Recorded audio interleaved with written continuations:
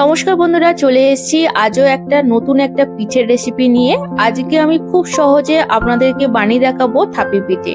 আর এই থাপি পিঠে খুব কম সময়ে এবং খুব কম উপকরণে কিন্তু চটজলদি হয়ে যায়। আর এই পিঠের স্বাদ একদমই ভোলা যায় না, দারুণ দারুণ। তাহলে চলুন শুরু করা যাক। প্রথমে আমি বড় বোল নিয়েছি, আর এই বোলের মধ্যে আমি 1 বাটি চালের গুঁড়ো দিচ্ছি। এটা আপনারা আপনাদের পরিমাণ মতো চালের গুঁড়ো নেবেন। অবশ্যই একটু স্বাদ মতো নুন দরকার পিঠেতে, তাহলে কিন্তু পিঠের ব্যালেন্সটা ঠিক আসে। দিয়ে দেবো 1 চামচের মতো গুঁড়ো দুধ। দিয়ে দিচ্ছি 1 বাটি পাটালি গুড়। এটা আপনারা আপনাদের মিষ্টি স্বাদ অনুযায়ী কম বেশি করে নেবেন। এই পিঠের প্রধান উপকরণ হচ্ছে কিন্তু কলা। কলাটা কিন্তু অবশ্যই দিতে লাগবে। এবার সবকিছুকে আমি হাত দিয়ে ভালো করে মাখিয়ে নিচ্ছি। যেহেতু আমার বাড়ির লোক সংখ্যা অনুযায়ী আমি এখানে 1 বাটি চালের গুঁড়ো ব্যবহার করছি, আপনারা কিন্তু আপনাদের পরিমাণ মতো ব্যবহার করবেন। আর কলাটা কিন্তু আপনারা 2টো বা 3টে এরকম ভাবে অ্যাড করে নেবেন। সবকিছুকে হাত দিয়ে কিন্তু ভালো করে মাখিয়ে নিতে হবে।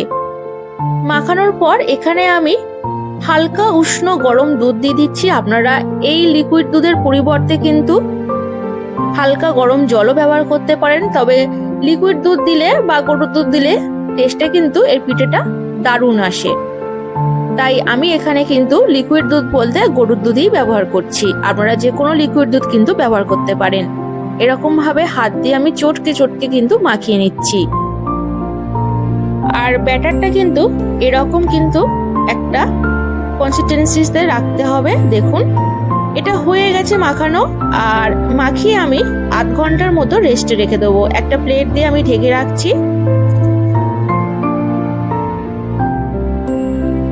আধ ঘন্টা পর তুলে নিলাম। এবার আমি গ্যাসের কাছে চলে এলাম। একটা ডেকচির মধ্যে এরকম একটা সুতির কাপড় দিয়ে ভালো করে আমি বেঁধে রেখেছি। আর কাপড়টা কিন্তু একদম পরিষ্কার পরিচ্ছন্ন কাপড় নিতে হবে।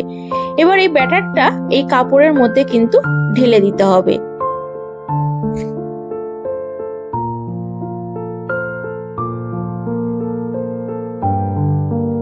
ব্যাটারটা এই কাপড়ের মধ্যে দিয়ে ঢেলে দিচ্ছি। এবার আমি হাত দিয়ে ভালো করে এরকম ভাবে চামচের গায়ে যেটুকু লেগে আছে সেটুকু আমি এখানের মধ্যে দিয়ে দিচ্ছি। আমি এখানে হাত দিয়ে গোল করে নিচ্ছি। আপনারা কিন্তু যে কোনো চামচ দিয়ে গোল করে নিতে পারেন। এবার ঢাকনা দিয়ে আমি আধ ঘন্টার মতো ভাপাতে দেব। আধ ঘন্টা হয়ে গেছে।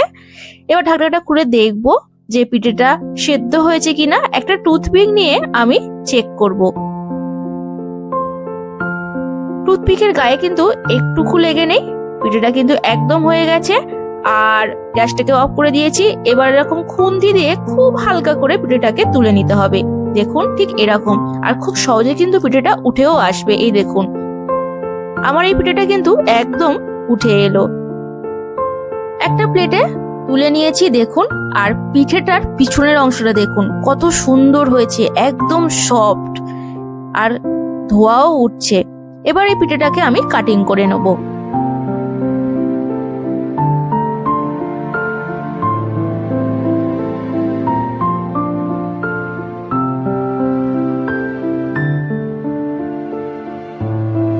পিঠেটাকে কাটিং করে নিয়েছি। একটা পিঠে তুলে আপনাদেরকে দেখাচ্ছি। দেখুন কতটা সফট হয়েছে।